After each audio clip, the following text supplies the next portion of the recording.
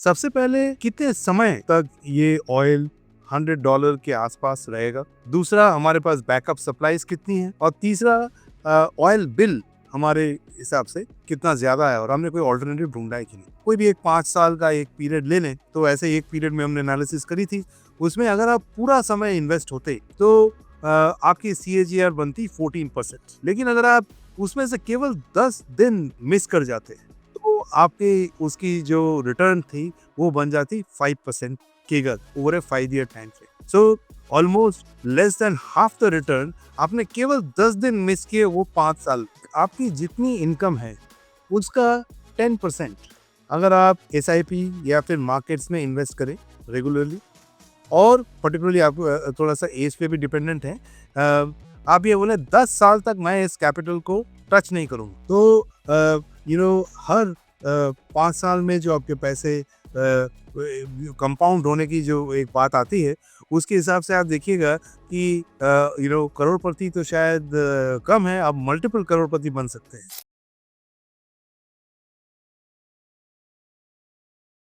Current time में volatility एक नया नॉर्मल बन चुका है। क्या जो वॉलेटिलिटी होती है ये एक अपॉर्चुनिटी होती है या एक तरीका होता है हमें अपने पोर्टफोलियो को रीसेट करने के लिए? हेलो फ्रेंड्स, मेरा नाम नम्रता अरोरा है। Welcome back to mutual fund की बात। म्यूचुअल फंड की बात में हम ग्लोबल और Indian economic condition, commodity, stock market, mutual funds, इन सब के बारे में बात करते हैं। और आज के हमारे इस एपिसोड में we have someone very renowned from the mutual fund industry. तो आज हमारे साथ है mister Tridip Bhattacharya, who is the chief investment officer equities at Edelweiss mutual fund. Mister Tridip ने IIT खड़गपुर से इलेक्ट्रिकल इंजीनियरिंग में बीटेक किया है। इसके साथ उन्होंने SP Jain institute of management and research Mumbai से फाइनेंस में PGDBM किया है और वो एक CFA चार्टर होल्डर भी हैं। मिस्टर त्रिदीप के पास इक्विटी इन्वेस्टिंग में 20 से ज्यादा सालों का एक्सपीरियंस है, जो इंडियन और ग्लोबल मार्केट्स दोनों में स्प्रेड है। Edelweiss AMC ज्वाइन करने से पहले उन्होंने एक्सेस एसेट मैनेजमेंट कंपनी में market leading PMS business build करने में की रोल प्ले किया था, जहां वो senior portfolio manager alternate equities के रूप में काम कर रहे थे। Mister Tridip capital markets policy council के भी मेंबर हैं। ये एक डिस्टिंग्विश्ड बॉडी है जो CFA इंस्टीट्यूट ने बनाई है ताकि ग्लोबल कैपिटल मार्केट्स को इम्पैक्ट करने वाले करंट और इमर्जिंग पॉलिसी इश्यूज पर गाइडेंस दी जा सके।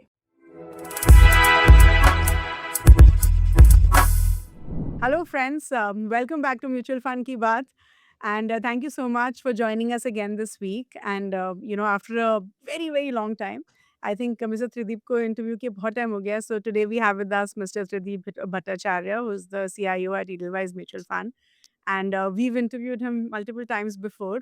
और अब जब से हमने ये थीम कॉन्सेप्ट शुरू किया है, तब से आई थिंक ये पहली बार हमारे एपिसोड पे आ रहे हैं। So Tridip, thank you so much for your time today. I know you are a busy man and आपने बड़ी बड़ी मुश्किल से आपका टाइम निकला है, so thank you so much for coming here today. I'm indeed honored to be on your show. Thank you so much. So Trideep, what we're going to be doing today is आज का जो हमारा theme है वो is going to be around building long term wealth, क्योंकि अब the problem is market में बहुत अनसर्टेनिटी है, बहुत वॉलेटिलिटी है एंड अभी के टाइम में people are really worried, right? कि अभी इतना वॉलेटिलिटी, हम हर रोज़ अगर अपना पोर्टफोलियो चेक करें, तो हर रोज़ इतना उतार-चढ़ाव दिखता है, राइट? तो how do we tell people and tell our investors कि आपको सही तरीके से कैसे इन्वेस्ट करना चाहिए, जिससे कि ये शॉर्ट टर्म वॉलेटिलिटी के बारे में आपको टेंशन नहीं लेनी चाहिए, और लॉन्ग टर्म वेल्थ क्रिएशन के लिए वो क्या-क्या टूल्स हैं जो आप यूज़ कर सकते हैं, right? So that's what we're going to be talking about. So सबसे पहले I think let's talk about what's happening around us, right? A few weeks back we had US attack Iran, and इसकी वजह से जो है, जो सबसे बड़ा इम्पैक्ट इंडियन इकोनॉमी को हुआ है, that's the oil prices. Yes, तो अगर हम ब्रेंट क्रूड की बात करें, इट्स क्रॉस द $100 पर मार्क पर बैरल। अब इसकी वजह से त्रिदीप जी, आप हमें ये बताइए कि इंडियन इकोनॉमी पे और म्यूचुअल फंड्स पे in the times to come क्या असर होने वाला है? जी। So, once again, thanks for having me on your show. Um, ये जो मुद्दा है ये काफ़ी टॉपिकल है, और 2-3 चीज़ों पे इसका जो इम्पैक्ट है वो निर्धारित होता है। जी। सबसे पहले, कितने समय तक ये ऑयल $100 के आसपास रहेगा। दूसरा, हमारे पास बैकअप सप्लाईज कितनी है। और तीसरा, ऑयल बिल हमारे हिसाब से कितना ज़्यादा है और हमने कोई ऑल्टरनेटिव ढूंढा है कि नहीं। तो हुँ। मैं पिछले 3-4 दिनों में एक कॉन्फ्रेंस में था, काफ़ी कॉर्पोरेट से बातचीत हुई।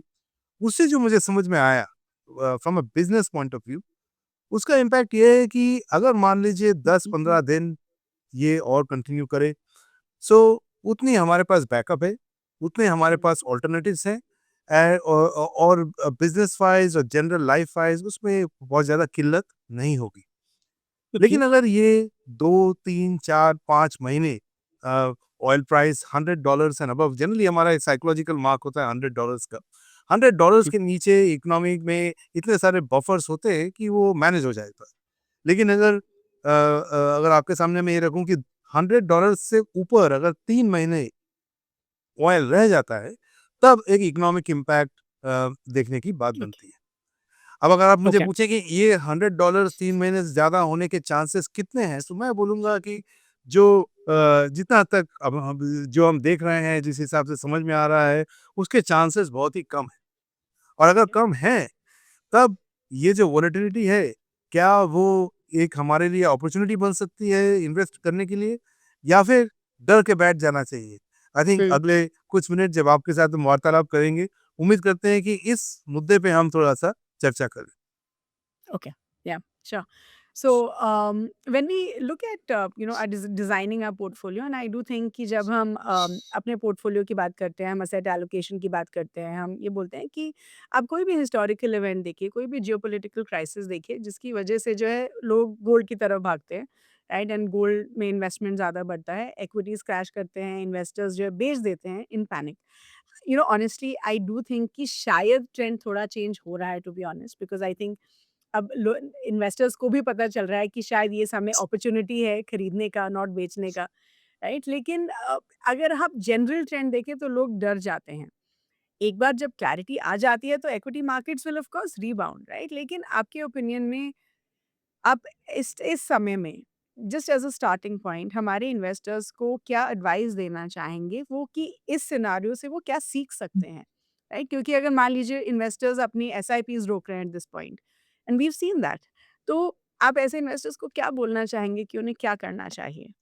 25 साल से मार्केट्स में जो मैंने देखा है, जो मैंने सीखा है, वो उसका अगर आपके सामने निचोड़ रखूँ, तो इस क्वेश्चन के जवाब में एक वाजिब जवाब होगा, वो ये कि अच्छे प्राइसेस टू इन्वेस्ट और अच्छे न्यूज़ दोनों कभी साथ में नहीं होते। जब अच्छा न्यूज़ मार्केट में आता हुआ दिखेगा, वॉर रिज़ॉल्व हो गया, थिंग्स आर हंकी डोरी, उस समय आपको शेयर प्राइसेस और मार्केट चढ़े हुए मिलेंगे। जी। जब बाहर बैड न्यूज़ होती है, तब आपको प्राइसेस इन्वेस्ट करने के लिए बेहतर मिलते हैं। जो कि जी। मेरे ख़्याल से आज का माहौल है, वो ऐसा है कि हर तरफ पैनिक है। हुँ। कहीं ऑयल प्राइस का इम्पैक्ट है, कहीं जियोपॉलिटिक्स का इम्पैक्ट है, कहीं एलपीजी का इम्पैक्ट है।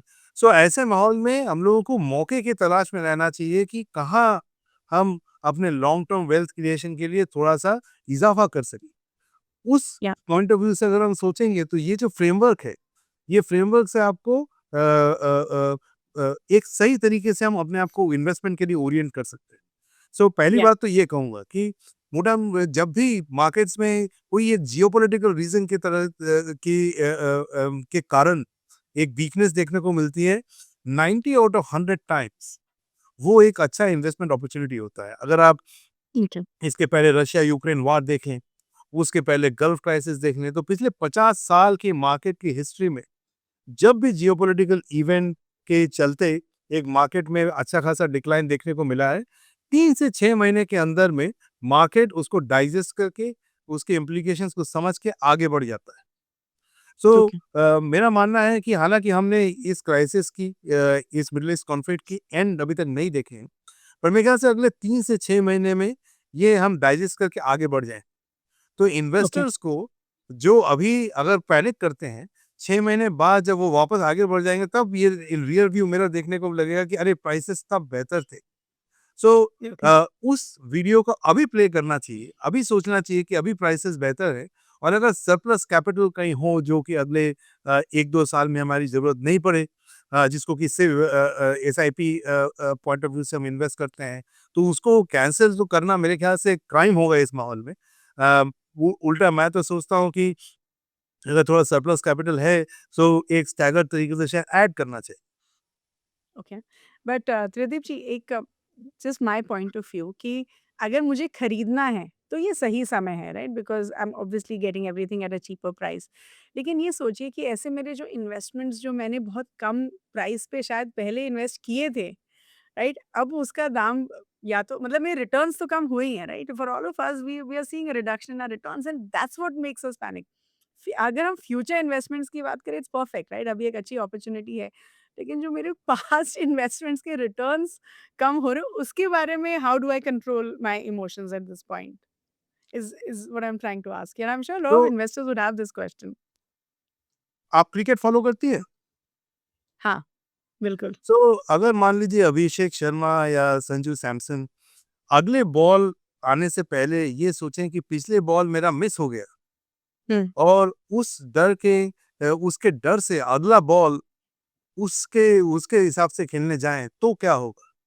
काफी शायद समय आउट ही देखा हो गया है जाएँगे। कि हुँ, उसका इम्पैक्ट नेगेटिव होता है। नेगेटिव होता है। सो हुँ, हिस्टोरिकल रिटर्न्स वो एक तरीके से इन्वेस्ट हुआ था, वो अगर आप उसको एक्सट्रीम तरीके से रहने दें तो over a period of time वो भी वापस आ जाएगा। लेकिन at any point in time हमें ये सोचना है कि आज का डिसीजन मेकिंग बेस्ट है कि नहीं।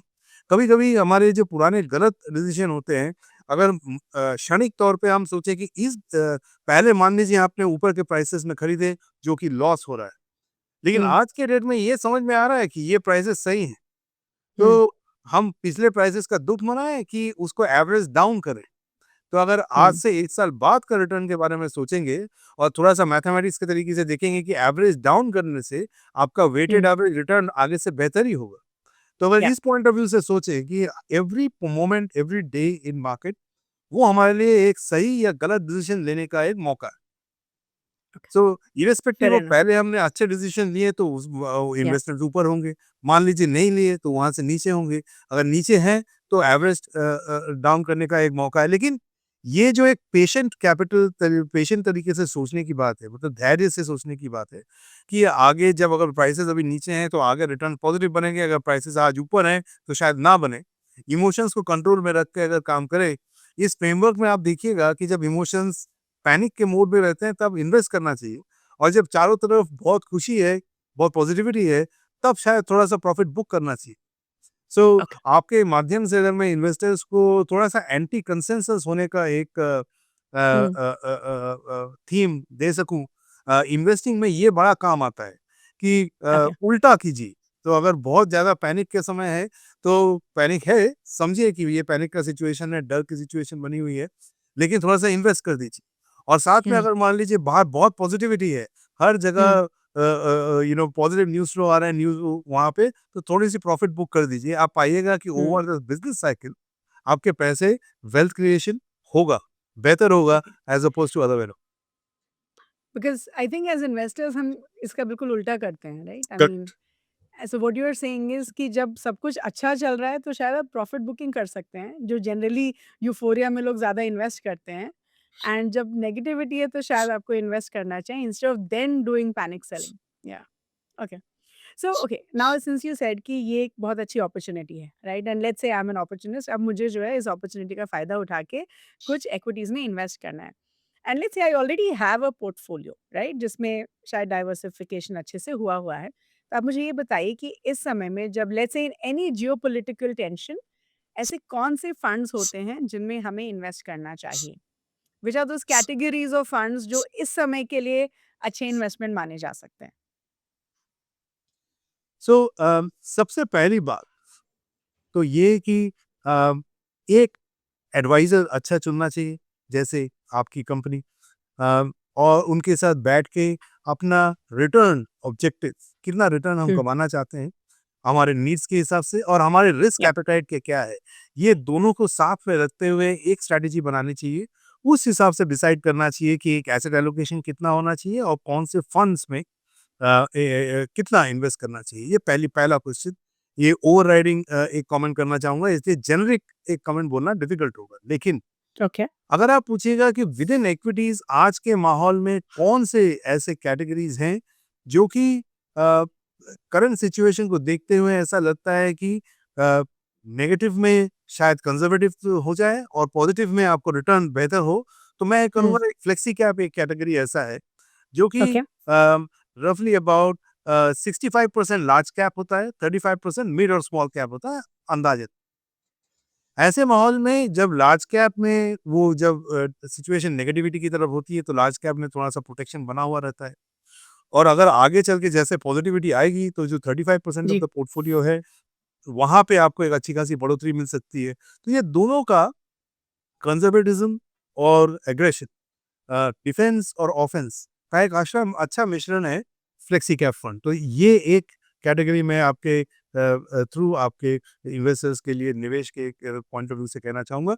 और दूसरा मेरा मानना है कि थोड़ा-सा अगर जिगर रखें, थोड़ा-सा 5 से 10 साल का व्यू रखें और मेरे हिसाब से वो रखना चाहिए क्योंकि इंडिया की जो अभी स्थिति है लोकल, ग्लोबल इसमें हम बाद में चर्चा कर सकते हैं, उसमें थोड़ा पैसा एक लॉन्ग टर्म वेल्थ क्रिएशन के लिए छोड़ देना चाहिए कि अगर इंडिया सही में 4th या 5th लार्जेस्ट इकोनॉमी से 2nd लार्जेस्ट या 3rd लार्जेस्ट बन जाए तो उसमें मैं कैसे पार्टिसिपेट करूँ as an equities journey?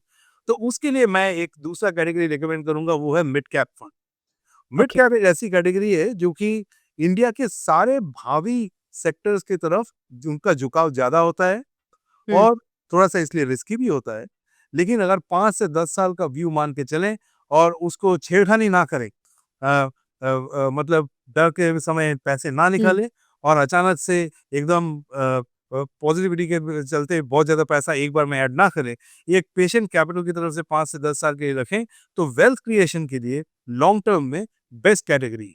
So 2 category okay, आपके इन्वेस्टर्स के लिए, एक फ्लेक्सी कैप, एक mid cap. Okay, okay. So now when we look at let's say कि मैंने ये डिसाइड कर लिया है कि मुझे एक फ्लेक्सी कैप फंड और एक मिड कैप फंड में अभी इन्वेस्ट करना है। Let's say long term investment ही रहेगा।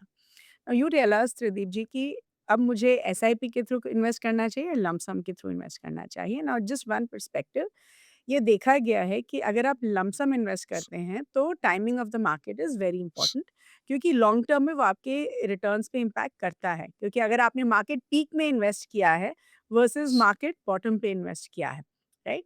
सो एसआईपी के बारे में आप ऑफ कोर्स हमें पहले बताइए एंड देन टेल अस कि लंप सम के लिए मेरी सही स्ट्रैटेजी क्या होनी चाहिए? सही समय क्या होना चाहिए लंप सम इन्वेस्टमेंट का? या फिर किस तरीके से लंप सम इन्वेस्ट कर सकते हैं? Like for me I have this very simple formula for my self. किसी भी दिन अगर मार्केट 1 या 1.5% से गिरती है, उस दिन मैं थोड़ा लंप सम डाल देती हूँ। Like I will put a few may be 10-20,000, अगले दिन दोबारा गिरी, अगले दिन थोड़ा और डाल दिया। So I just stagger it out in that way कि अगर मेरा कट ऑफ 1-1.5% है, उससे कम है तो I don't bother. So yeah what is your take on how it should be done? अगर आज के डेट में मार्केट जहाँ आज क्लोज़ हुई उस पॉइंट ऑफ व्यू से पूछेगा, तो मैं कहूँगा कि एक combination of lump sum and STP ऐसा ये एसटीपी ओके। बहुत अच्छा ऑप्शन है। लम्प सम के लिए जो आपने क्राइटेरिया रखा वो बहुत सही कि कभी किसी दिन भी अगर मार्केट 2% से ज़्यादा गिरे, तो वहाँ पे जो भी आपका थोड़ा बहुत सरप्लस कैपिटल है वो लम्प सम तौर पे डाल दीजिए। हुँ, और एसटीपी अगर आप क्योंकि मार्केट ऑलरेडी गिर चुका है और आपको हुँ, ऑलरेडी एक लेवल थोड़ी बहुत काफ़ी हद तक ये वॉर और कुछ हद तक फैक्टर्ड इन है। इसलिए अगर करेक्ट। 3 से 6 महीने का एक मौका पकड़ लें, यहाँ से लेके मान लीजिए जून तक, तो जो मार्केट का अंडरबेली जो हम कहते हैं, वो हुँ, ये कि bottom of the market exactly पकड़ना मुश्किल है।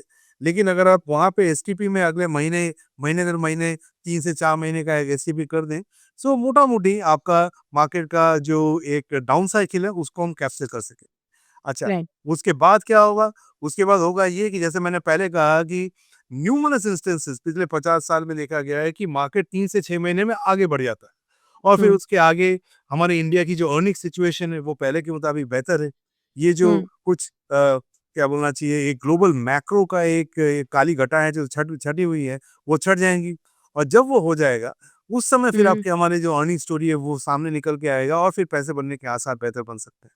सो अगले 3 से 6 महीने में एक एसटीपी और अगर मार्केट 2% गिरती है, उसमें थोड़ा बहुत लमसम एक कॉम्बिनेशन करेंगे, तो मेरे ख्याल से बेस्ट उपाय होगा आपके इन्वेस्टर्स के। Specially for lump sum as an investment, correct. Right? क्योंकि and I think SE SIP तो आपका रेगुलरली चलते ही रहना चाहिए irrespective of how the market is doing. Okay, okay, so now आपने हमें बोला कि flexi cap funds a great opportunity, mid cap is a good opportunity. How about international funds? So do you think ऐसे समय में क्योंकि अगर globally indices गिर रहे हैं, ग्लोबली मार्केट्स गिर रही हैं, so what do you think कि क्या हमें कुछ इंटरनेशनल फंड्स में इस समय पे एलोकेशन अपने पोर्टफोलियो में बढ़ाना चाहिए? एंड ऑल्सो टेल अस कि बहुत सारे फंड्स में तो इंटरनेशनल सब्सक्रिप्शन बंद ही हो गया है, right? Fresh subscription is not allowed in international funds, तो इसको हम कैसे नेविगेट करें?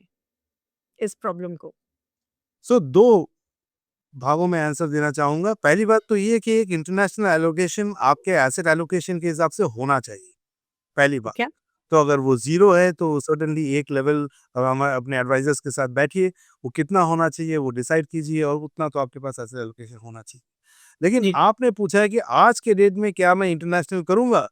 मेरा जवाब होगा कि इंटरनेशनल से थोड़ा प्रॉफ़िट बुक करके इंडिया में वापस कीजिए। ओके, और ओके। इस हाइपोथेसिस के 3 कारण।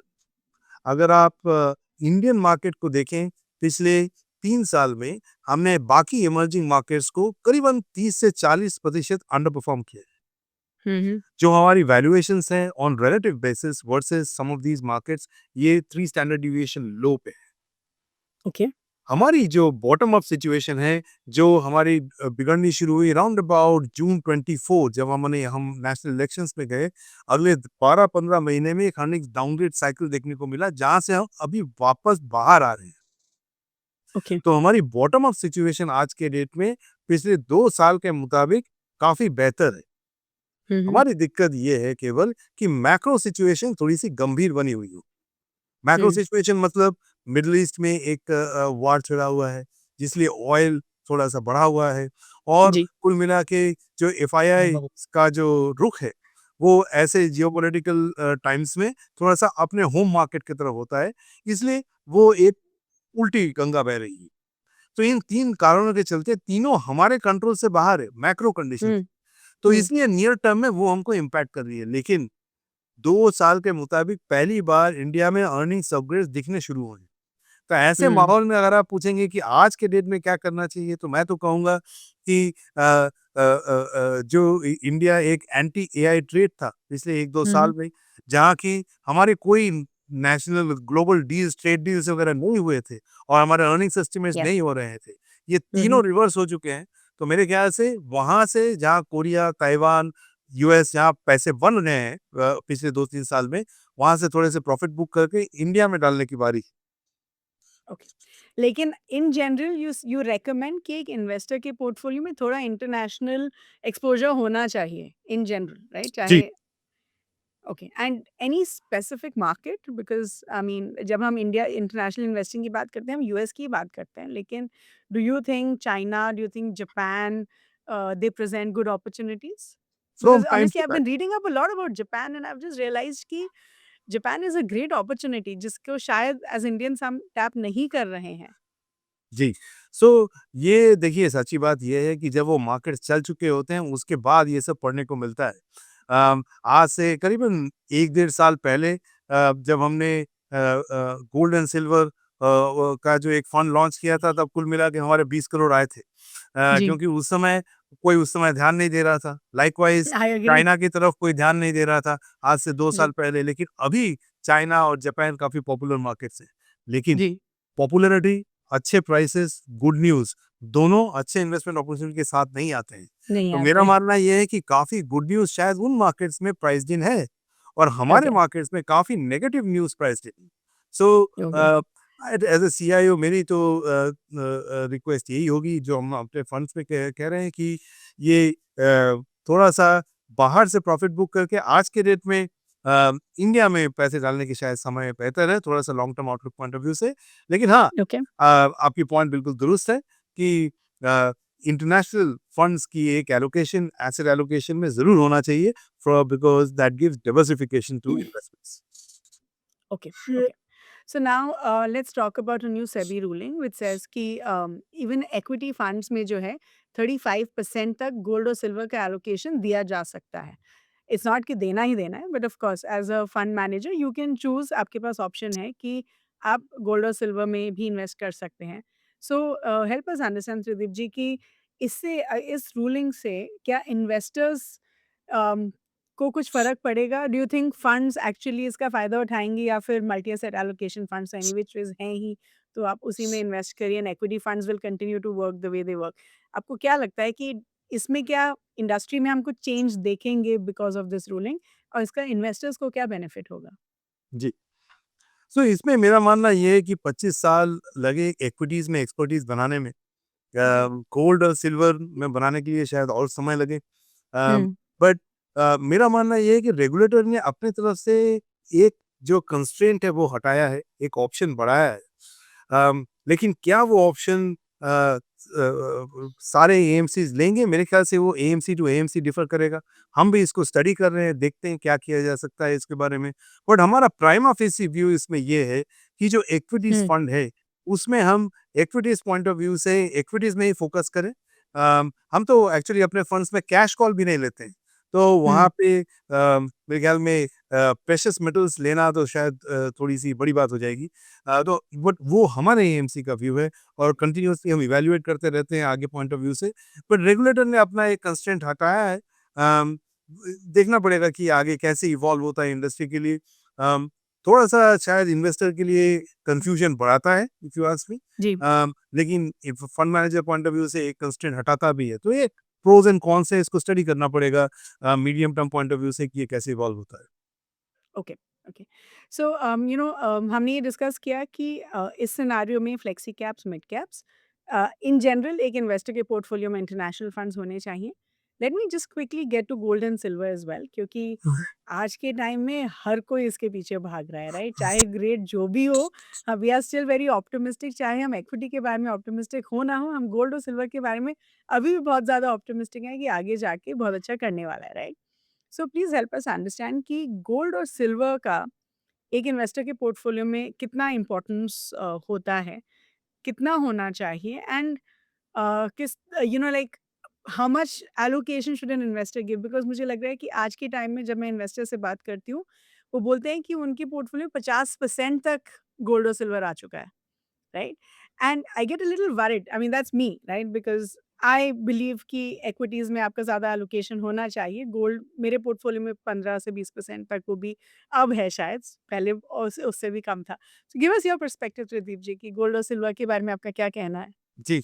सो जैसे हमने इंटरनेशनल फंड्स के बारे में बात करी, वैसे ही गोल्ड एंड सिल्वर का सर्टेनली एक इन्वेस्टर्स का एक एसेट एलोकेशन में इस एसेट क्लास में एक्सपोज़र होना चाहिए। ये मैं ओके। पिछले 2-3 साल से कह रहा हूँ। वो इसलिए क्योंकि देखिए पिछले जो 25 साल का माहौल रहा ग्लोबली, ये हुँ, डिफ्लेशन का माहौल रहा या फिर जी। डिसइन्फ्लेशन का माहौल रहा, जब इन्फ्लेशन कम होता रहा। लेकिन ट्रम्प 1.0 से शुरू करके हम एक माहौल में ऐसी जगह पे पहुंच गए हैं जहाँ पे हम इन्फ्लेशनरी एनवायरनमेंट में हैं। अब जैसे हुँ, उदाहरण के तौर पे ले लीजिए कि टैरिफ चाहे हमारा 50% हो, 25% हो, 18% हो या 10% हो, 10 साल पहले के मुकाबले 10% एटलीस्ट ज़्यादा है। हुँ, सो क्लियरली ट्रू। इन्फ्लेशन तो आगे रहने वाली है। हुँ, तो इन्फ्लेशन के माहौल में 2 एसेट क्लासेस में ज़रूर इन्वेस्ट करना चाहिए, ज़्यादा एज़ अपोज़्ड टू लोअर।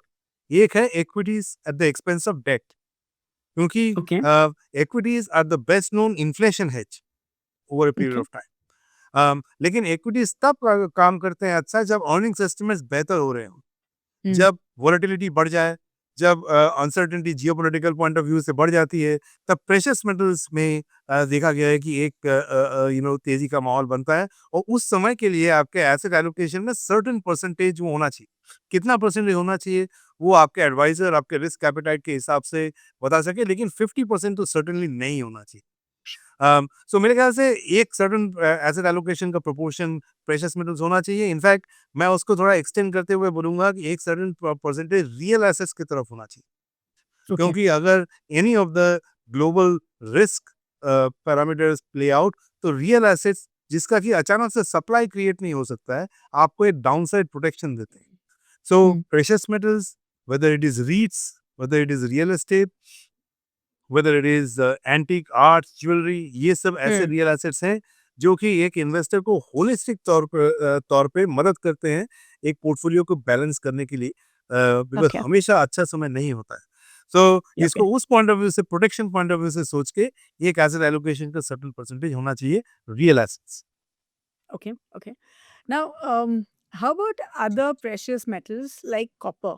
ठीक है, आज के टाइम में मुझे बहुत सारे इन्वेस्टर्स ये पूछते हैं कि अगर मुझे कॉपर में इन्वेस्ट करना है तो मुझे कैसे करना चाहिए? And they just want to invest gold silver तो ठीक है, they want to go beyond that, right, with copper and platinum and all of that. तो have you come across this, Tridip ji? Like कभी अभी in the recent past, at least पिछले कुछ महीनों में आपने सुना है जहाँ इन्वेस्टर्स बोल रहे हैं कि कॉपर में इन्वेस्ट करना है, एंड ऑफ कोर्स कॉपर के तो ईटीएफ्स नहीं हो सकते हैं एज पर सेबी गाइडलाइंस। तो हेल्प अस कि अगर एक इन्वेस्टर को आउटसाइड ऑफ गोल्ड और सिल्वर में इन्वेस्ट करना है तो क्या तरीका है? सो जैसे मैंने कहा, ये सब जो थिंकिंग अनसर्टेनिटी के चलते आ रही है कि अगर हुँ, डॉलर डिवैल्यू होती है तो हमें रियल जी, एसेट्स की तरफ जाना है, तो आई थिंक इन्वेस्टर्स का क्वेश्चन वाजिब है कि कॉपर, एल्यूमिनियम, इस तरह के मेटल्स की तरफ भी जाना चाहिए कि नहीं। जी, लेकिन गोल्ड की एक खास बात है, वो ये कि ग्लोबली उसकी सप्लाई लिमिटेड है हुँ, और इन सब प्रेशियस मेटल्स में कोई कैश फ्लो नहीं होता है। देखिए, जब भी हम कोई ओके, बिजनेस को वैल्यू करते हैं, उसके कैश फ्लो का हम वैल्यू करते हैं कि over a period of time ये बिजनेस इतना कैश फ्लो जनरेट करेगा तो उसकी वैल्यू आज इतनी है। प्रेशियस जी, मेटल्स का अनफॉर्चुनेटली कोई कैश फ्लो नहीं होता है, उसका प्राइस ही मेन बात होती है और हुँ, प्राइस जो है वो अनसर्टेनिटी या फिर सप्लाई डिमांड से निर्धारित होती है। इसलिए हुँ, इन्वेस्टर्स को इस बात का खासा ध्यान रखना चाहिए कि जब अनसर्टेनिटी है तब गोल्ड सिल्वर के भाव तो चढ़े हुए मिलेंगे, लेकिन जब ये हुँ, अनसर्टेनिटी चला जाएगा आज से 3 से 6 महीने में, तो शायद प्राइसेस उसी तेजी से गिर भी सकते हैं। तो इसलिए मेरा मानना है कि अ, एक सिल्वर या फिर सॉरी कॉपर या फिर एल्यूमीनियम की तरफ ध्यान करने से बेहतर शायद रीट्स, रियल एस्टेट, आर्ट्स, ये सब जगह में अगर आप जाएँ, तो वहाँ पे भी हुँ, क्या आपको क्रेडिबल अल्टरनेटिव मिल सकता है, जो कि over um, period of time आपके पोर्टफोलियो को बैलेंस कर। Okay, alright. So now let me come to a very very important question, okay? और ये तो ये based on all the social media trends that we see, ऐसे आज के टाइम में बहुत सारे वीडियोस हैं, बहुत सारे आर्टिकल्स हैं जो इन्वेस्टर्स को ये बताते हैं कि आप करोड़पति कैसे बन सकते हैं, राइट? एंड आई थिंक वो करोड़पति वाला tagline in itself attracts a lot of investors. तो आप हमें ये बताइए कि म्यूचुअल फंड्स के through how can investors become crorepatis? I tell you why I am asking this question, क्योंकि मुझे लगता है कि अगर हम हमारी प्रीवियस जनरेशन को देखें, which is our parents generation, उन्होंने शायद अपनी वेल्थ सबसे ज़्यादा रियल एस्टेट से बनाई। उन्होंने इक्विटी से उतना नहीं बनाया बिकॉज़ इक्विटीज़ उस उनकी जनरेशन के लिए वाज़ ऑब्वियसली शायद नहीं होता था, एंड होता भी था तो they were not very confident about investing in equities. और उन्होंने सबसे ज़्यादा पैसा रियल एस्टेट से बनाया। करोड़पति भी अगर हम देखें उस जनरेशन के रियल एस्टेट वाले ही हैं। लेकिन आज के टाइम में we see equity as one means to becoming a crorepati, right? लेकिन within equities as well हम इक्विटी म्यूचुअल फंड्स के ज़रिए कैसे करोड़पति बन सकते हैं? अब हमें इसका एक स्टेप बाय स्टेप प्रोसेस बताइए त्रिदीप जी। और ये भी बताइए कि have you come across some real life cases, have you met people जिन्होंने एक्चुअल में अपना ये इतना बड़ा गोल अचीव किया है सिर्फ म्यूचुअल फंड्स के ज़रिए? 2-3 चीज़ें बोलूँगा। पहली बात तो ये 2 बहुत सिंपल रूल, आप आपकी जितनी इनकम है, हुँ, उसका 10% ओके। अगर आप एसआईपी या फिर मार्केट्स में इन्वेस्ट करें रेगुलरली और एक पर्टिकुलरली आप थोड़ा-सा एज पे भी डिपेंडेंट है। आप ये बोले 10 साल तक मैं इस कैपिटल को टच नहीं करूँगा। ओके। तो हर 5 साल में जो आपके पैसे कंपाउंड होने की जो एक बात आती है, उसके हिसाब से आप देखिएगा कि करोड़पति तो शायद कम है, आप मल्टीपल करोड़पति बन सकते हैं। So hmm, I would say 10% of earnings, minimum. Regular investment in any mutual fund category, 2 जैसे फ्लेक्सी कैप का और मिड कैप का, इन दोनों का 50-50 कॉम्बिनेशन ले लीजिए और जी। अ, जो तीसरी बात मैं कहूँगा कि छेड़खानी मत कीजिए। इन द सेंस हुँ, दैट बाहर जितनी भी शायद खराब न्यूज़ हो, उसको विथड्रॉ मत कीजिए। वो एक पर्टिकुलर कैपिटल को कंपाउंड होने के लिए छोड़ दीजिए। मेरे ख्याल से हुँ, पैसे बनने के अच्छे आसार। ओके। इसमें मैं अपने करियर का मेरा बेस्ट कॉम्प्लीमेंट मैं आपके सामने शेयर करना चाहता हूँ कि वैसे जो हमारा मिड कैप फंड है, ये इंडस्ट्री का एक बेहतर फंड ऐसा माना जाता है। पिछले साल हमें काफ़ी अवार्ड्स भी मिले वगैरह। सो वो एक तरफ, लेकिन ये लिंक्डइन में मुझे किसी ने एक पोस्ट भेजा। बहुत सिंपल सा पोस्ट था, पर मेरे लिए वो मेरा सबसे बड़ा अवार्ड था। वो ये कि thanks for managing this fund is funding my child's education. Wow, okay. So I had tears in my eyes in the sense that ये हम लोग एक तो कैपिटलिस्ट सोसाइटी के पार्ट हैं, we all want to make um, more money, but um, ये हमारा ये एक सामाजिक कार्य भी है कि अगर हमारे थ्रू जी, किसी का भला ऐसा होता है जो कि अपने चाइल्ड का एजुकेशन इससे फंड कर सके, obviously hmm, it must be in crores, क्योंकि आज के हर जगह जो फीस है वो उस लेवल पे हो गए हैं। तो मैं बड़ा सेटिस्फाइड, बड़ा खुश फील किया, और कोई भी दूसरे अवार्ड से मेरा वो एक सिंपल सा जो मैसेज है उसको मैंने स्टोर करके रखा है कि इससे बेहतर और मेरे जीवन में कुछ ना भी मिले तो भी चलेगा। सो ये एक एग्जांपल आपके सामने रखना चाहता हूँ कि क्लियरली किसी ने ऐसा लिखा है, मैंने किसी को प्रॉम्प्ट नहीं किया है। तो किसी का एक systematic investment plan over time give him returns in mutual fund that funded his और हर सन्स एजुकेशन। एजुकेशन, इससे बड़ी बात और या क्या हो सकती है? क्या हो सकती है? I'll also just tell you a little story that I experienced, like something similar. तो मैं पिछले 12 साल से I've been talking to investors about investments, and 2015 में मैं एक हरियाणा में एक छोटा सा शहर है हिसार, वहाँ पे सेशंस करने गई थी। और मैं रेगुलरली जाती थी वहाँ पे, हर 2-3 महीने में एक बार जाती थी। तो I had a fixed driver, तो जो अपनी वो कैब लेके आते थे, and he used to take me around wherever I had to go. And वो मेरे साथ 3-4 ट्रिप्स में अलग-अलग जगह जहाँ पे मैं सेशंस करती थी, he used to come with me, and वो मेरे सारे सेशंस अटेंड करते थे। लाइक जब भी मैं, it's not like he would be waiting in the car, वो मेरे साथ आ जाते थे, and he would be like, ma'am मैं यहाँ साइड में बैठ के आपको सुनता हूँ। मैंने कहा ठीक है, ऑफ कोर्स प्लीज़। तो उन्होंने मेरे सेशन ऐसे 3-4 बार सुने होंगे, and he was so inspired कि उन्होंने एक सिंपल ₹5000 एसआईपी शुरू करी। ही आस्क्ड मी कौन से फंड में इन्वेस्ट करना है? मैंने बोला एक फ्लेक्सी कैप फंड में आप कर दीजिए। ही हैड अ सन, तो उसके लिए उन्होंने इन्वेस्ट करना शुरू किया। And I remember around Covid time उन्होंने मुझे कॉल किया, because obviously he had my number, and he called me, and he is like, ma'am आपने पता है आपने मुझे वो एसआईपी करवाई थी, अब मैंने उसे अपना घर बना लिया है, राइट? तो वाओ! मेरा एक पूरा जो घर है वो आपकी वजह से बना है। मैंने आपके कुछ सेशंस अटेंड किए, आपने मुझे एसआईपी बोला, and it's worked wonders for me. And he is like, अभी मेरा बच्चा तो छोटा है लेकिन मैं उसके लिए भी एसआईपी कर रहा हूँ, उसका कॉलेज का फीस इसी से ही जाएगा। So it just feels so good that there is absolute, someone who is benefited from a simple talk of yours. Yeah. Definitely, Yeah, so congratulations, I think for all of us, these are the stories which truly define our work that we do in this true, industry. So true. yeah, so thank you for your contribution and everything that you have done, to do this. So thank you for that. Okay, so let's just let me ask you one or two more questions around investing. So firstly, ऐसे जो बहुत सारे investors होते हैं who jump in and out of investments, right? तो जैसे आप आज उन्होंने देखा कि इन्वेस्ट कर रहे हैं लेकिन मार्केट गिर गई है, जो थोड़ा-सा निकाल लेते हैं या फिर थोड़ा-सा ऐड कर देते हैं, या फिर they are reacting to every market condition और एवरी सिनेरियो। आप ऐसे इन्वेस्टर्स को क्या बोलना चाहेंगे? यही बोलना चाहूँगा कि मार्केट penalizes action and या, transfers wealth to the patient investor. या, तो कभी भी time in the market is lot better than timing the market.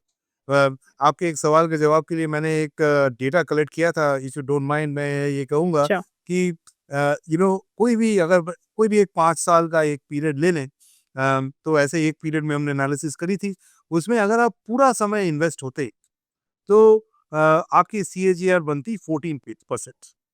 Okay, लेकिन अगर आप उसमें से केवल 10 दिन मिस कर जाते, तो आपकी उसकी जो रिटर्न थी, वो बन जाती 5% केवल over a 5 year time frame.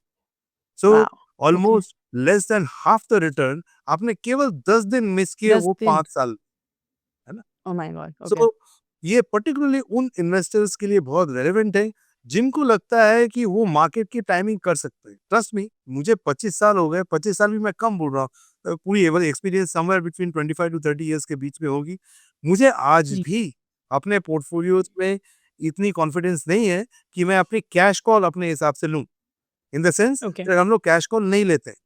हमें हुँ, लगता है कि at any point in time fully invested रहना और कौन सी कंपनी में पैसा लगाना, ये हमारा हुँ, कोर कॉम्पिटेंस है ना। या कहाँ ज़्यादा पैसे बने, किसके अर्निंग्स बेहतर आएँगे, वो समझना आसान है। लेकिन हुँ, कितना कैश होना चाहिए, कब मार्केट में पैसा लगाना चाहिए, कब नहीं लगाना चाहिए, इसमें तो मैंने अभी तक सक्सेस स्टोरी कोई भी देखी नहीं। और हुँ, आपके सामने मैंने एक डेटा पॉइंट भी रहा है कि अगर आप पूरा समय 5 साल में इन्वेस्टेड रहे तो 14%, अगर आप केवल 10 दिन पूरे 5 साल में मिस किए तो आपका रिटर्न उससे आधा। सो इससे ओके, बड़ा स्टार्क एग्जांपल आपके इन्वेस्टर्स के सामने नहीं हो पाएगा, जो कि ये ऐसे जो मैं कहता हूँ कि छेड़खानी करते हैं अपने पोर्टफोलियोज़ के साथ। तो रहने दें पोर्टफोलियोज़ को, थोड़ा-सा एक लंबा सा अवधि दें, 5 टू 10 इयर्स, और अगर ऐसा देते हैं, तो आप पाइएगा कि आपके रिटर्न्स दुगने या फिर चौगुने होंगे as opposed to a, frequent ins and outs. okay, okay. So, when I asked you this crorepati question, can you also help us understand कि वो कौन-कौन सी कैटेगरीज़ ऑफ म्यूचुअल फंड्स हो सकते हैं which will help us get there, right? तो एक combination अगर मुझे डिज़ाइन करना है, तो उनमें कौन-कौन सी कैटेगरीज़ मुझे डालनी चाहिए? जैसे मैंने अभी इस पॉडकास्ट को सिंपल रखते हुए मैं बोलूँगा कि 2 कैटेगरीज़ के मैंने नाम लिए हैं, फ्लेक्सी फ्लेक्सी एंड कैप और mid mid cap. Caps. I would stick with hmm, that. ये 2 कैटेगरी ओके, में आपका मार्केट का सारे जो कैटेगरीज़ हैं to a certain extent capture हो गया। फ्लेक्सी कैप में ओके, लार्ज कैप कैप्चर हो गया, to a certain extent mid और स्मॉल कैप कैप्चर हो गया। एक मिड कैप फंड में सेबी रूलिंग के हिसाब से 65% मिड कैप होता है, लेकिन बाकी 35% हमारे पास लीवे रहता है to go into small cap. So ये श्योर, दोनों फंड का अगर आप कॉम्बिनेशन ले लें, तो पूरे मार्केट के जो चुनिंदे शेयर्स हैं, जो हमारे हिसाब से आपको बेहतर रिटर्न्स दे सकते हैं, वो आपके पोर्टफोलियोज़ में आने के बहुत अच्छे आसार हैं। फंड सिलेक्शन कौन से फंड्स में डालने चाहिए, किस फंड मैनेजर, किस एएमसी को बैक करना जी, चाहिए, ये आपको एक एडवाइज़र के साथ बैठ कर के एक इवैल्यूएशन करना चाहिए। और अगर आप करें और उसको एक लंबे टाइम तक छोड़ दें, सो मैं एक डिस्ट्रीब्यूटर के इवेंट में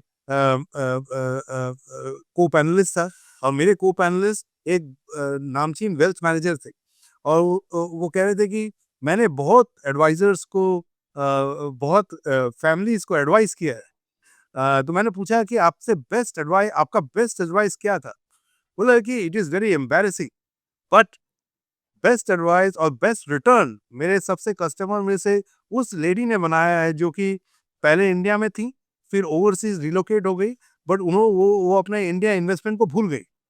और हुँ, करीबन 15-20 साल बाद जब उन्होंने एनएवी देखा उसका, शी वाज़ प्लेजेंटली सरप्राइज़्ड कि उनका केगर करीबन 20% था। दिस इज़ ऑफ कोर्स एक wow! Specific case, but right, because मेरे कोई भी एडवाइस से ये रिटर्न इतना नहीं आ पाया है। So this is hmm, the power of compounding, this compounding. Is the power of patience, and this is the power of fill it and forget it. Yeah. This is the power of just forgetting your investments, like you said, right? Fill it and forget it. That's how you will make your money. That's so true. Okay, so now let's quickly jump to your personal investment story, right? And हम ये चाहेंगे कि आप अपना investment story journey बताइए कि आपने कैसे इन्वेस्ट करना शुरू किया, कब इन्वेस्ट करना शुरू किया एंड आपका इन्वेस्टमेंट जर्नी कैसा रहा है and you been investing for many many years. तो आप हमारे इन्वेस्टर्स को बताइए कि आपने कैसे इन्वेस्ट करना शुरू किया था? जी, सो शुरुआती तौर पे 2000 की बात कर रहा हूँ, जब मैं पहले 1 साल में मार्केट्स में रहा। दैट वाज़ फर्स्ट ईयर, मैं टेक एनालिस्ट था, और उस समय जी। टेक बूम से बस्ट की तरफ जा रहा था। तो पहले 2 हुँ। साल में मैंने इन्फोसिस जैसे शेयर्स, मुझे याद है 3 दिन में करीबन 50-60% गिरते हुए देखा था। That oh was a my good God! Hmm, grounding start. या अम, अ, वहाँ से शुरू करते हुए मैंने हमेशा अपना इक्विटी और डेट, एक 2 ब्रॉड कैटेगरी अगर हम ये मान लें, तो मेरा हमेशा एक 70-30 का एक एलोकेशन मिक्स रहा है। 70 okay, towards equities, 30 towards debt. Debt um, okay. ये 30 का जो कंपोनेंट है, इसको मैं अपने लाइफ़स्टाइल से थोड़ा मिक्स करके देखता हूँ कि अगर मेरे डेली खर्चे जितने भी हैं, वो अगर मेरे फिक्स्ड इनकम का जो पोर्टफोलियो है, उसमें से अगर हम निकल के आ जाएँ या 70-80% उसमें से कवर हो जाए, देन हुँ, लाइफ में टेंशन कम हो जाती है। और उसके हुँ, बाद जो आपका 70% ऑफ द पोर्टफोलियो है, उसको कंपाउंडिंग के लिए छोड़ दिया जाए तो बेहतर है। सो करीबन 2001-2 पकड़ लीजिए, 2000 में कुछ अच्छे मौके मिले इन्वेस्ट करने के लिए, तो तब से पूरे 25-26 साल का एक्सपीरियंस है मेरे को इन्वेस्टिंग करने में। बट जी। शुरुआती तौर पे मैं इन्वेस्टमेंट में कंजर्वेटिव था। ये जो मैं कह रहा हूँ कि जब मार्केट नीचे गिरते हैं, पैनिक समय में इन्वेस्ट करना होता है, ये बोलना आसान है, करना बड़ा कठिन। ये हुँ, 2000 में मैं नहीं कर पाया था। अम, हुँ। 2008 में भी नहीं कर पाया था पूरी तरीके से। 2020 में मैंने ये फाइनली अपॉर्च्युनिटी अच्छे का तरीके से फ़ायदा उठाया। इम्प्लीमेंट किया। तो जी। थर्ड टाइम लकी कहते हैं, तीसरी मुझे एक और ये तीनों इन्वेस्टर्स आपके सुन देख रहे होंगे कि 2000 में अगर आप शेयर प्राइस मूवमेंट देखें तो करीबन जी, 30-40% ये तीनों इवेंट के समय गिरे थे। तो पहले 2 जी। मिस हो गए, लेकिन फिर भी देखिए मार्केट ने एक मौका दिया 2020 में इन्वेस्ट करने के लिए, तो उसमें हम लोग उस समय पैनिक के सिचुएशन में डरते-डरते थोड़ा जितना भी थोड़ा कैपिटलाइज़ कर सके। या तो वहाँ पे एक एम्प्लीफिकेशन ऑफ रिटर्न का मौका मिला और मैं आपके इन्वेस्टर्स को विदाउट गेटिंग इनटू स्पेसिफिक्स ये बताना चाहूँगा कि अगर खुदा ना खास्ता वो ये कर पाते हैं हुँ, कि एक पैनिक के टाइम में आपने जो भी आपके थोड़ा-सा लमसम ले लीजिए या जैसे भी थोड़ा-सा जिगर करके आपने डाल दिया, तो उसका जो 5 से 10 साल में एक एम्प्लीफिकेशन ऑफ रिटर्न मिलता है, वो काफ़ी मीनिंगफुल होता है। तो that's true, that's true. At least सोचिए इस डायरेक्शन में और अगर आप कर सकें, तो आपके लिए बड़ा बेहतर हो। या 2008 में मैंने बस काम करना शुरू ही किया था and I was a part of the mutual fund industry and तब ना मुझे उतना ज़्यादा पता नहीं था in terms of everything that we now know of.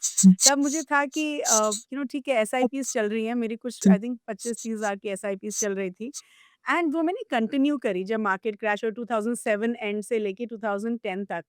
And this was purely out of ignorance, not because मुझे सब पता था, but it was just ignorance कि ठीक है मार्केट में जो हो रहा है I don't know, let's just continue your SIP, salary आ रही है तो कुछ इन्वेस्ट होना चाहिए।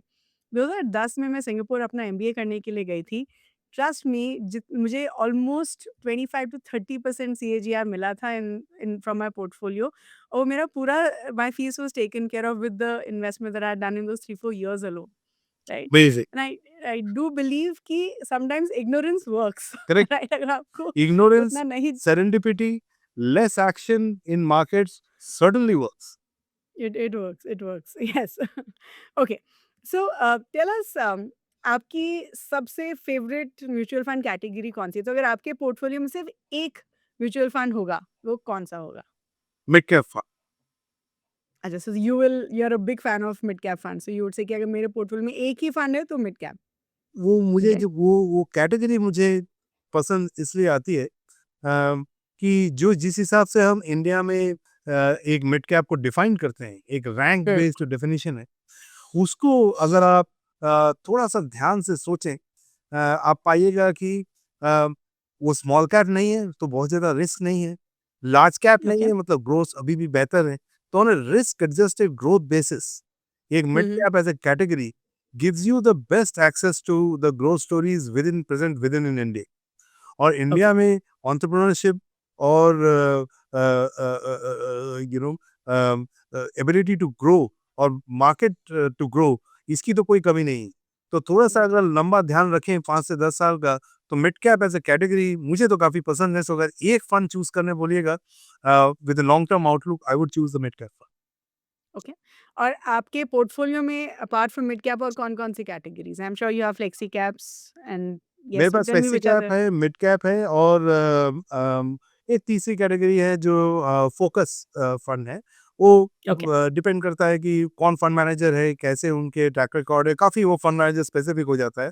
काफ़ी बहुत बेहतर अगर मौका मिले, तो ये 3 फंड का combination equities part of the portfolio में मोस्टली ये 3 ही है। ओके।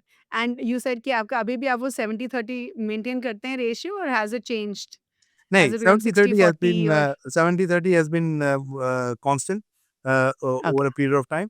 मैंने उसमें ये okay, 70-30 between equity and debt to be fair, roughly about it is 10% मेरा precious metals का भी allocation रहा है उसमें. Okay, So I would put it there, maybe 60-20-10 or 70-20-10. हाँ, 70-20-10 is the ओके, right.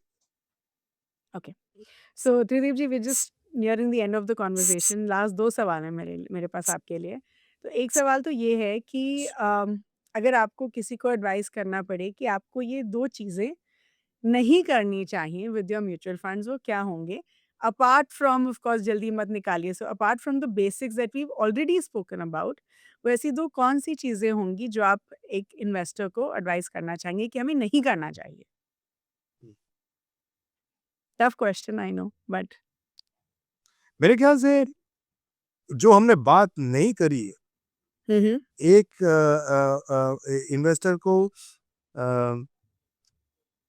एक कौन से एएमसी और कौन से फंड इसमें हुँ, रिसर्च हुँ। करनी चाहिए। ओके। बिना किए तो इसको अगर आप इसका नेगेटिव पकड़े, बिना करे इन्वेस्ट नहीं करना चाहिए। हुँ, क्योंकि अगर आप लॉन्ग टर्म इन्वेस्टिंग में बिलीव करते हैं, अगर वो फंड सर्वाइव मोटा-मोटी अगर आप वो फंड 15-20 साल सर्वाइव कर गया, तो पैसे तो हुँ। बनने हैं। हाँ, आपने केवल ये इंश्योर करना है कि वो फंड सर्वाइव कर जाए, वो फंड, वो एएमसी सर्वाइव कर जाए। तो इसलिए जी, एक ड्यू डिलिजेंस एएमसी और फंड मैनेजर या फंड पे ज़रूर करना चाहिए। वो बिना किए ओके, इन्वेस्ट नहीं करना चाहिए। Okay, fair that's one point. Any other point that you can think of? Just one more thing maybe? I think overall uh, uh, uh, uh, from a mutual fund point of view, I would say that कुछ लोग PMS, AIF जैसे exotic categories के हुँ, तरफ झुकाव और चल पड़ते हैं। जी, मेरे ख्याल से वहाँ जाने से पहले एक बार म्यूचुअल फंड को पहले टेस्ट या इवैल्यूएट या इन्वेस्ट ज़रूर करना चाहिए। तो ये जी, एक्सोटिक कैटेगरीज़ से ज़्यादा मेरे को लगता है कि कभी-कभी वो जो लिक्विडिटीज़ का जो कंस्ट्रेंट है, वो म्यूचुअल फंड अच्छे से उसको निभा के बेहतर रिटर्न दे पाता है। तो अगर आप आपने पूछा म्यूचुअल फंड स्पेसिफिकली, लेकिन मैं इक्विटीज़ को अगर साथ में लेके देखूँ, तो ये श्योर, एक्सोटिक कैटेगरीज़ से बच के मेनस्ट्रीम कैटेगरीज़ में अगर हम इन्वेस्ट करें, चाहे वो सेक्टोरल फंड्स हों या फिर पीएमएस, एआईएफ हो, सबसे पहले डिवर्सिफाइड फंड्स में रुख करना चाहिए और वहाँ एक बार एग्ज़ॉस्ट हो जाए, फिर सेक्टोरल फंड्स या एक्सोटिक स्ट्रैटेजीज़ की तरफ जाना चाहिए। ओके। तो मैं एक और सवाल है around this since you mentioned it, and जब भी हम अपने स्पीकर से बात करते हैं ना, हम हमेशा यंग इन्वेस्टर्स के पर्सपेक्टिव से पूछते हैं कि अगर एक कोई यंग इन्वेस्टर है 25 ईयर ओल्ड, अब मैं आपको एक ऐसे इन्वेस्टर के पर्सपेक्टिव से पूछना चाहूँगी, someone who is probably on the verge of retirement, let's say someone is 50, 55, maybe close to 60, लेकिन with life expectancy going up, उनका भी अभी जो इन्वेस्टमेंट होराइज़न होगा वो लॉन्ग टर्म ही होने वाला है, क्योंकि अगर वो अगले 20-25 साल के लिए भी इन्वेस्ट कर रहे हैं अज़्यूमिंग लाइफ एक्सपेक्टेंसी ऑफ 80-85, तो उनका भी लॉन्ग टर्म इन्वेस्टमेंट होराइज़न होगा। तो आप ये बताइए कि for someone who is nearing retirement, उनके पोर्टफोलियो में कैसा स्ट्रक्चर होना चाहिए? क्योंकि इक्विटीज़ कितना होना चाहिए Yeah, और yeah. इक्विटी म्यूचुअल फंड की वो कौन-सी कैटेगरीज़ होनी चाहिए व्हिच विल हेल्प देम? तो अगर उनको एसडब्ल्यूपी भी करनी है, what would be the right category? So asset allocation मैं नहीं बोलना चाहूँगा क्योंकि वो उनको एडवाइज़र्स के साथ बैठ के उनके रिटर्न जी, हिसाब से करना चाहिए। बट कैटेगरी वाइज़ मैं कहूँगा कि उस एज ग्रुप के लिए बैलेंस्ड एडवांटेज फंड जो एक कैटेगरी है, उसको ज़रूर इवैल्यूएट करना चाहिए। क्योंकि उसमें ओके, एक स्टेडीनेस ऑफ रिटर्न उस जो एज ग्रुप है वो बन जाती है और उसमें एसडब्ल्यूपी बहुत अच्छे तरीके से काम करती है काम ओवर अ करते पीरियड हैं। Of okay, time. So okay, okay. Apart from the categories जिनकी हमने बात करी है, जैसे फ्लेक्सी कैप हुआ, मिड कैप हुआ, फोकस हुआ, उस एज जी, ग्रुप के लिए एक और जो बैलेंस एडवांटेज कैटेगरी है, उसको इवैल्यूएट करना चाहिए। Okay, okay. I am completely with you on this. I truly believe कि बैफ में इन्वेस्ट करके उससे एसडब्ल्यूपी करिए, you are sorted for your retirement. Okay, last question, any learnings, any mistakes that you think you've made in your journey of fund manager or as an investor, और उनसे क्या learnings हुई हैं जो ये आपको लगता है कि if I could go back in time शायद मैं ये चेंज करता? सो इन्वेस्टिंग में तो मैंने ये ऑब्जर्व किया है कि जब भी मैंने अपना बार क्वालिटी पॉइंट ऑफ व्यू से कम किया है। हुँ, देखिए, हुँ, जब भी हम इन्वेस्ट करते हैं, एक मिश्रण पे इन्वेस्ट करते हैं, एक वैल्यूएशंस का और एक ग्रोथ एक्सपेक्टेशन करेक्ट। का। बट हुँ, इस कॉम्बिनेशन में जब भी मैंने क्वालिटी में कॉम्प्रोमाइज़ किया है, उसका करस्पॉन्डिंग रिस्क मुझे कभी नहीं मिला है। ये पहली बात। दूसरी बात, मैंने जब भी कॉर्पोरेट गवर्नेंस में देखा है कि कॉर्पोरेट गवर्नेंस की जो रिस्क है, ये परमानेंट कैपिटल लॉस की तरफ ले जाती है।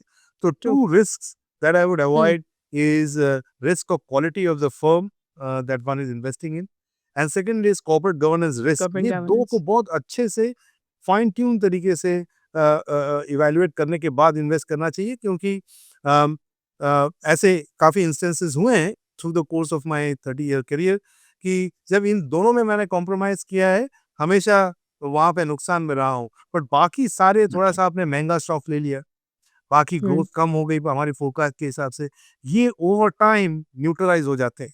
लेकिन जो 2 रिस्क मैंने बात करी, वो नहीं होते। Okay. Okay. Sure. Wonderful. I think it was so nice talking to you, Trideep ji. Thank you so much. आपसे मिलके और आपसे बात करके हमेशा बहुत कुछ सीखने के लिए मिलता है। एंड आई थिंक आप बहुत सिंपल, बहुत सरल तरीके से समझाते हैं all the concept. So thank you so much. And I do hope कि अब हम इतना टाइम वेट ना करें आपको दोबारा लाने का। I do hope we can get you faster. ठीक है? So definitely. Thank thank you you once so again much. For inviting me to your show. आपके क्वेश्चंस इतने इंट्रिगिंग, इंटरेस्टिंग हैं कि अच्छे जवाब तो आने बनता ही। All the best. Thank you so much. Take care. Thank you so much. Wow, that was such a wonderful conversation with Mr. Trideep. I'm sure आप सबको बहुत कुछ सीखने के लिए मिला होगा। तो जल्दी से जो भी हमने पॉइंट्स डिस्कस किए मैं आपके लिए समराइज कर देती हूँ। तो सबसे पहले हमने मिस्टर त्रिदीप से पूछा कि बहुत सारे लोग जो अपनी SIPs को अब रोक रहे हैं because of the Middle East tensions, तो अभी हमें क्या करना चाहिए। एंड मिस्टर त्रिदीप सेज कि the best time to invest and good news generally opposite होते हैं, विच मीन्स कि अगर आसपास पैनिक चल रहा है तो वो एक बहुत अच्छा समय माना जाता है to invest your money. He says कि अगर कुछ जियोपॉलिटिकल टेंशन चल रही है, जैसे वॉर चल रही है एक्सेट्रा, तब स्टॉक मार्केट डिक्लाइन होता है, which means it's a very good opportunity to invest. तो इस समय में अपनी SIPs को बिल्कुल भी नहीं रोकना चाहिए, क्योंकि जनरली जो देखा गया है कि मार्केट रिकवरी 6 महीने तक में हो जाता है। सो ही सेज बल्कि आइडियल तो ये भी होगा कि अगर आपके पास लमसम है तो आप लमसम इन्वेस्टमेंट भी इस समय में कर सकते हैं जब स्टॉक मार्केट नीचे होती है। फिर हमने मिस्टर त्रिदीप से पूछा कि जब ऐसे जियोपॉलिटिकल टेंशंस हो रही होती हैं तो हमें इक्विटी में कैसे इन्वेस्ट करना चाहिए, कौन से कैटेगरीज में इन्वेस्ट करना चाहिए। सो मिस्टर त्रिदीप सेज कि एक इन्वेस्टर के इक्विटी पोर्टफोलियो में फ्लेक्सी कैप फंड्स और mid cap funds are a must have, तो वो तो आपके पोर्टफोलियो में होने ही होने चाहिए। अब जब ऐसा सिनेरियो होता है जहाँ पे स्टॉक मार्केट काफ़ी नीचे होती है, लेट्स से जियोपॉलिटिकल टेंशन, तो आपको जो है STP और लमसम का कॉम्बिनेशन करना चाहिए। सो what you should do is आपको जो है एक STP करनी चाहिए 3 से 4 महीने के लिए to capture the downside of the market.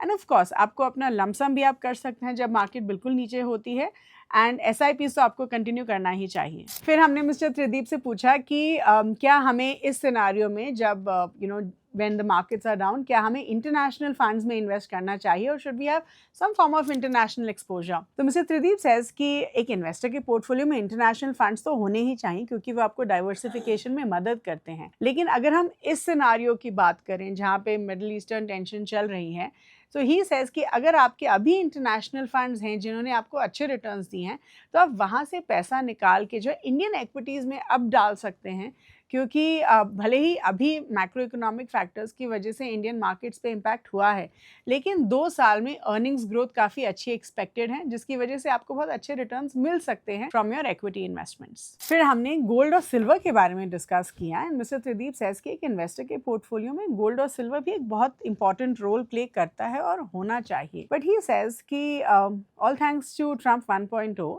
India में जो है हम इन्फ्लेशनरी टाइम्स देख रहे हैं, और जब ऐसा समय आता है तो हमें जो है इक्विटी पे ज़्यादा फोकस करना चाहिए compare to date to get inflation beating returns. अब अगर हम देखें तो हमारे पोर्टफोलियो में प्रेशियस मेटल्स और रियल असेट्स भी होने चाहिए।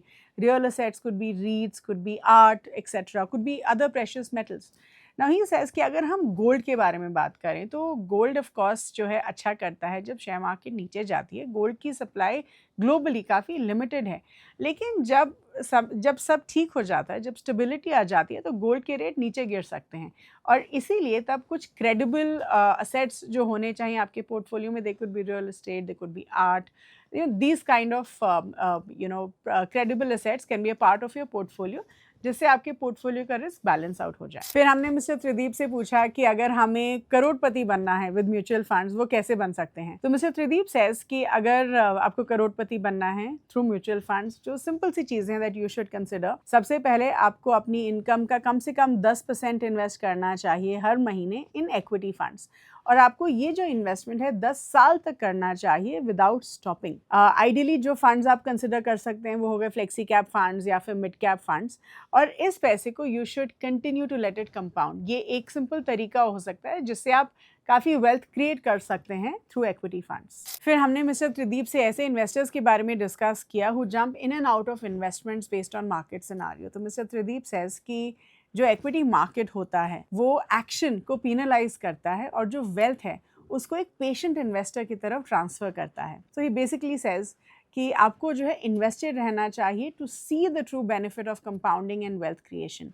ही सेज कि एक स्टडी के हिसाब से अगर आपने 5 साल रेगुलरली इन्वेस्ट किया होता इन एन इक्विटी फंड तो आपका जो CAGR होता है would have been close to 14%। लेकिन अगर आपने उन 5 सालों में से सिर्फ 10 बेस्ट डेज मिस कर दिए होते इन्वेस्टमेंट के लिए तो आपका CAGR 14% से गिर के 5% हो जाता। And that's the difference of missing out. So he says कि अगर आपको ट्रू वेल्थ क्रिएशन करना है तो staying invested is going to be the most important thing when it comes to investments. फिर हमने मिस्टर त्रिदीप से उनकी पर्सनल इन्वेस्टमेंट जर्नी के बारे में डिस्कस किया and how he has been investing.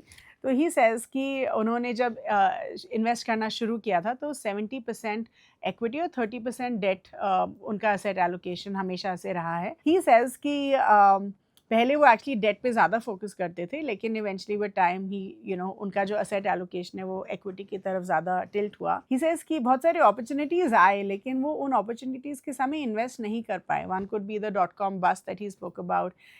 2008 global financial crisis के समय वो बहुत ज़्यादा इक्विटीज़ में इन्वेस्ट नहीं कर पाए लेकिन जब 2020 में कोविड की अपॉर्चुनिटी आई जब मार्केट्स गिरे थे तब उन्होंने उस अपॉर्चुनिटी का फ़ायदा उठाया। सो ही सेज कि जब भी आपको अपॉर्चुनिटी मिलती है तो आप लमसम के थ्रू उस अपॉर्चुनिटी का फ़ायदा उठा सकते हैं। फिर हमने मिस्टर त्रिदीप से उनकी फेवरेट कैटेगरीज़ के बारे में पूछा, फेवरेट इक्विटी फंड्स के बारे में पूछा एंड ही सेज कि उनका जो सबसे फेवरेट इक्विटी फंड कैटेगरी है वो है mid cap funds. He says कि मिड कैप फंड्स में स्मॉल कैप्स जितना उतना ज़्यादा रिस्क भी नहीं रहता है और लार्ज कैप्स के कंपैरिजन में ग्रोथ पोटेंशियल ज़्यादा रहती है। So he is a big fan of mid cap funds but he also says कि उनके पोर्टफोलियो में mid cap funds, flexi cap funds और फोकस्ड फंड्स हैं to give him the equity exposure. अभी जो वो एसेट एलोकेशन फॉलो करते हैं वो है 70-20-10 जहाँ 70% वो इक्विटी में डालते हैं, 20% डेट में and 10% in precious metals like gold. फिर हमने मिस्टर त्रिदीप से पूछा कि म्यूचुअल फंड से रिलेटेड ऐसी क्या चीज़ें जो उनको नहीं करनी चाहिए एक इन्वेस्टर को। तो मिस्टर त्रिदीप सेज कि सबसे पहले तो आपको बहुत सारे लोग जो हैं अपनी फ़ंड मैनेजर या AMC के ऊपर रिसर्च नहीं करते हैं तो वो करना चाहिए। ही सेज़ कि ये बहुत ज़रूरी है कि आप ये देखें कि आप किस AMC में इन्वेस्ट कर रहे हैं, आपके फ़ंड मैनेजर कैसे हैं एंड इट विल हेल्प क्योंकि stability of an asset management company is also very important right. तो ही सेज़ कि ये रिसर्च करना बहुत ज़रूरी होता है। ही ऑल्सो सेज़ कि बहुत सारे इन्वेस्टर्स PMS या AIF में इन्वेस्ट करते हैं। नाउ ही सेज़ कि ऐसे जो अल्टरनेट इन्वेस्टमेंट्स होते हैं दे आर फाइन लेकिन सबसे पहले आपको म्यूचुअल फंड्स पे फोकस करना चाहिए, म्यूचुअल फंड्स में इन्वेस्ट करना चाहिए। Then you could look at alternate investments like AIF and PMS लेकिन आपका मेन फोकस म्यूचुअल फंड्स होना चाहिए। ही ऑल्सो सेज़ कि within mutual funds as well सबसे पहले आपके पास सारे इक्विटी डाइवर्सिफाइड इक्विटी फंड्स होने चाहिए, फिर जो है आप सेक्टरल फंड्स या थीमेटिक फंड्स पे फोकस कर सकते हैं। अंत में हमने मिस्टर त्रिदीप से उनकी कुछ लर्निंग्स के बारे में पूछा from equity investing. Mister Tridip से इसकी 2 ऐसी जो चीज़ें हैं जिस पे बिल्कुल भी कॉम्प्रोमाइज़ नहीं करना चाहिए, that is quality of the firm and corporate governance. ये 2 बहुत एसेंशियल चीज़ें होती हैं। भले ही आप स्टॉक एक्सपेंसिव खरीदिए लेकिन ये 2 चीज़ों पे कभी भी कॉम्प्रोमाइज़ नहीं करना चाहिए। They are extremely essential, quality of the firm and corporate governance. So with that we come to the end of this particular episode. I do hope all of you have a wonderful learning experience. Please do like this video, share it with everyone and please do subscribe to the Grow Mutual Fund channel which is called Mutual Funds with Grow. Thank you so much for watching.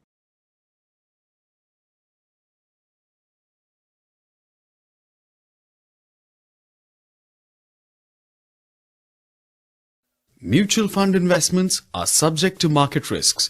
Read all scheme-related documents carefully.